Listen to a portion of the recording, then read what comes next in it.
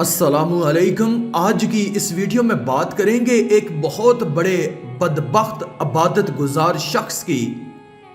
وہ اتنا بڑا عبادت گزار تھا کہ اس کو بذریعہ وحی یہ خوشخبری سنائی گئی کہ تیری 1000 سال عمر باقی ہے۔ تو اس بدبخت عبادت گزار نے اس 1000 سال کی باقی زندگی میں ایسا کیا کیا کہ جہنم کے سینے میں اپنا گھر بنا لیا۔ یہ بہت ہی سبق آمیز ویڈیو ہے، اس ویڈیو کو پورا ضرور دیکھیں، اور اگر ویڈیو پسند آئے تو کمنٹ میں استغفار لکھ کر اللہ کی قدرت چینل کو سبسکرائب کر دیں۔ شکریہ۔ دوستو، بنی اسرائیل میں ایک شخص تھا جو بہت ہی متقی پرہیزگار تھا، عبادت گزار تھا، اتنا بڑا عبادت گزار تھا، اتنا بڑا عابد تھا کہ اس کو بذریعہ وحی یہ خبر سنائی گئی کہ تیری 1000 سال عمر باقی ہے۔ اس کمبخت عبادت گزار نے جب سنا کہ میری 1000 سال عمر باقی ہے تو میں خود کو کیوں عبادت کی بھٹی میں جلا رہا ہوں؟ اتنا لمبا عرصہ، اتنی لمبی عمر کیوں نہ میں 900 سال دنیا کی لذت اٹھا لیتا ہوں، 900 سال گناہوں سے لطف اندوز ہو لیتا ہوں، آخری 100 سال میں اللہ سے توبہ کر کے صلح کر لوں گا۔ اس سوچ کی بنیاد پر اس عبادت گزار شخص نے گناہوں کے ساتھ اپنی دوستی لگا لی، شیطان کے ساتھ اپنی یاری لگا لی، شیطان کے پنجرے میں گرفتار ہو گیا۔ اس نے جب پہلی بار گناہ کیا تو اس کے جسم پر ایک کپ کپی طاری ہوئی، ایک لرزہ طاری ہوا تھا۔ پتہ ہے کیوں؟ اس وقت اس شخص کا ایمان ہل رہا تھا، اور ایمان اسے چیخ چیخ کے کہہ رہا تھا، او کم بخت، بچ جا اس گناہ سے، بچ جا اس گناہ سے، یہ گناہ تجھے اللہ سے دور کر دے گا، یہ گناہ تجھے جہنم کے قریب کر دے گا۔ یہ عبادت گزار گناہوں پہ گناہ کرتا رہا، جو کام بھی کرتا اللہ کو ناراض کرنے والا کام کرتا۔ گناہ کرتے کرتے اس کم بخت نے 900 سال کالے کر ڈالے۔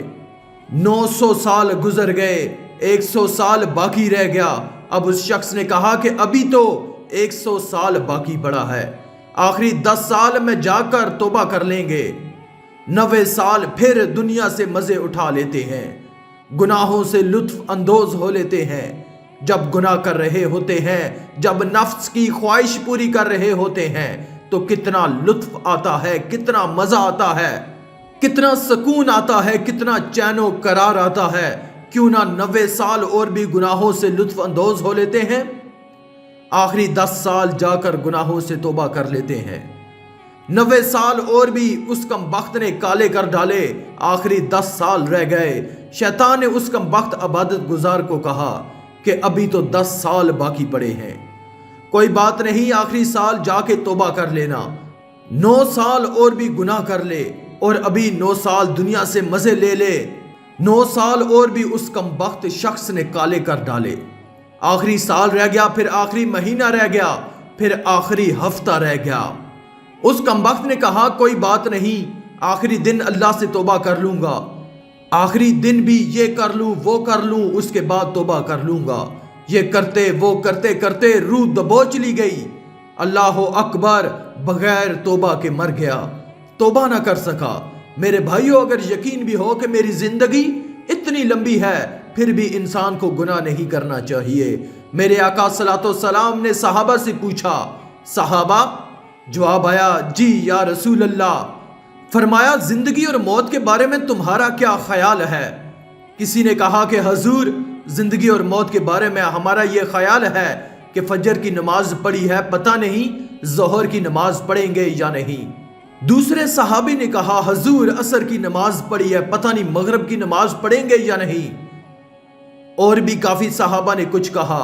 یہ سب کچھ سننے کے بعد میرے آقا صلوات و سلام نے کہا کہ صحابہ، یہ سب تمہاری باتیں ہیں، اگر مجھ سے پوچھتے ہو تو میں تو یہی کہتا ہوں کہ ایک سلام پھیرا ہے، دوسرا سلام پھیریں گے کہ نہیں؟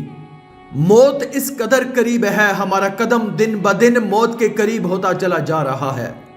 دوستو، ابھی وقت ہے اللہ کے ساتھ اپنا معاملہ درست کرنے کا، ابھی وقت ہے پکی توبہ کرنے کا۔ میرے حضور نے فرمایا کہ 7 ایسے اشخاص ہیں، 7 ایسے لوگ ہیں جن کو قیامت کے دن عرش کا ٹھنڈا سایہ نصیب ہوگا۔ قیامت کا دن ہوگا، نفسا نفسی کا عالم ہوگا، ہائے ہائے کی پکار ہوگی، سورج سوا نیزے پہ ہوگا، زمین آگ بنی ہوئی ہوگی۔ اس وقت 7 ایسے لوگ ہیں جن کو عرش کا ٹھنڈا سایہ نصیب ہوگا۔